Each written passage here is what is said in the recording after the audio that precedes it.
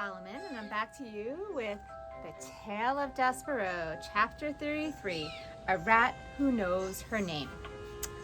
Mig had climbed the dungeon stairs and was preparing to open the door in the kitchen when the rat spoke to her. "May I detain you for a moment?" Mig looked to her left and then to her right. "Down here," said Roscoe. Mig looked at the floor. "'Course," she said. "But you're a rat, ain't you? And didn't the old man just warn me of such?"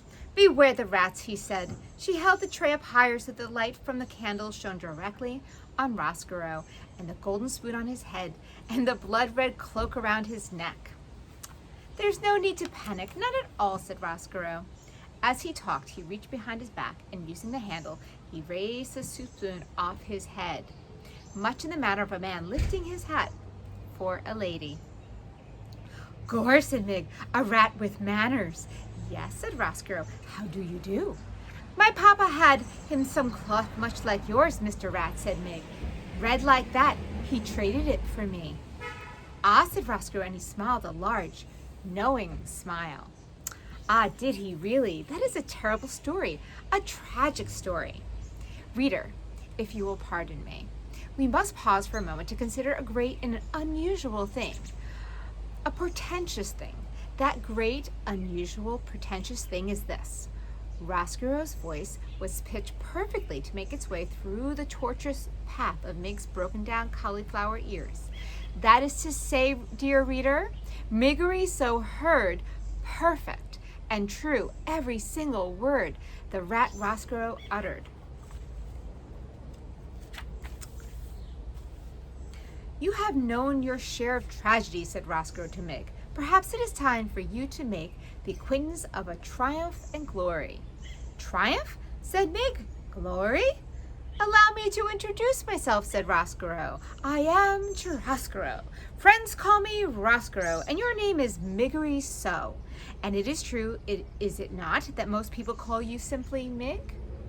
"Ain't that the thing?" shouted Mig. "A rat who knows my name." And here's a picture of Roscoe speaking right into Mig's ear. "Miss Miggery, my dear, I do not want to appear too forward so early in our acquaintance, but may I inquire, am I right in ascertaining that you have aspirations?" "What do you mean, aspirations?" shouted Mig. "Miss Miggery, there is no need to shout, none at all. As you can hear me, so I can hear you. We two are perfectly suited each to the other." Roscoe smiled again, displaying a mouthful of sharp yellow teeth. "Aspirations, my dear, are those things that would make a serving girl wish to be a princess." "Gore, Mig, a princess is exactly what I want to be." "There is, my dear, a way to make that happen. I believe that there is a way to make that dream come true." "You mean that I could be Princess P?" "Yes, your highness," said Roscoe, and he swept the spoon off of his head and bowed deeply at the waist. "Yes, your most royal Princess P." "Gore," said Mig. "May I tell you my plan? May I illustrate for you how we can make your dream of becoming a princess a reality?" "Yes," said Mig, "yes." "It begins," said Roscoe, "with yours truly and the chewing of a rope." Mig held the tray with the one small candle burning bright, and she listened as the rat went on, speaking directly to the wish to her in her heart. So passionately did Roscoe speak, and so intently did the serving girl listen, that neither noticed as the napkin on the tray moved. Why do you think the napkin moved? Nor did they hear the small mouse-like noises of disbelief and outrage that issued from the napkin as Roscoe went on, unfolding step by step his diabolical plan to bring the princess to darkness. And this is the end of the third book, and I'm going to continue reading the fourth, Recall to the Light. And this chapter is chapter 34, Kill 'em Even If They're Already Dead. Reader, did you not forget about the small mouse, did you? Did you forget about Despereaux? I hope not. Back to the light. That was what Gregory whispered to him when he wrapped Despereaux in his napkin and placed him on the tray. And then Mig, after her conversation with Roscoe, carried the tray into the kitchen.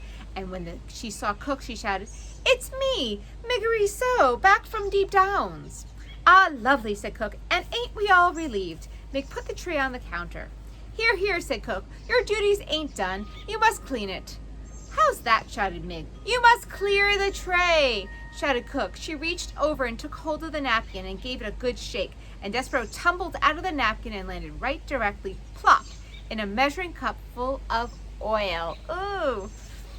Ack, said Cook, a mouse in my kitchen, in my cooking oil, in my measuring cup. Mig, kill him directly. Mig bent her head and looked at the mouse slowly, sinking to the bottom of the glass cup. Poor little Missy, she said. She stuck her hand into the oil and pulled him out by his tail. Despereaux, gasping and coughing and blinking at the bright light, could have wept with joy at his rescue, but he was not given time to cry. Kill him, shouted Cook. Gore, said Mig. All right. Holding Despereaux by the tail, she went to the kitchen, get the kitchen knife.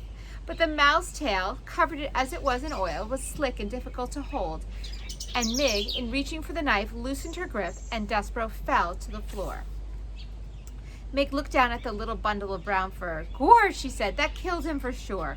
Kill him, even if he's dead, shouted Cook.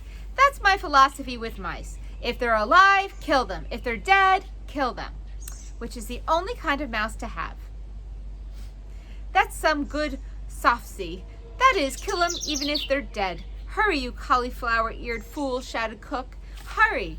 Despereaux lifted his head from the floor. The afternoon sun was shining through the large kitchen window.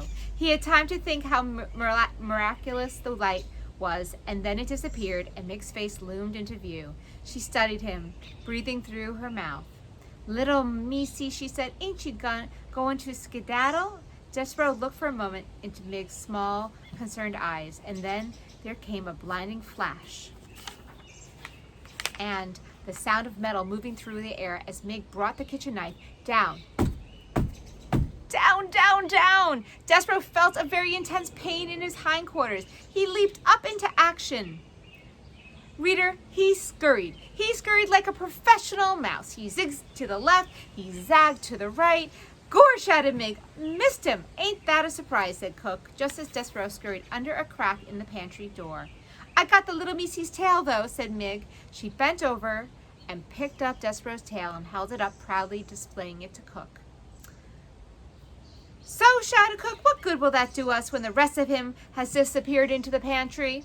I don't know, said Mig, and she braced herself as Cook advanced upon her, intending to give her a good clout to the ear.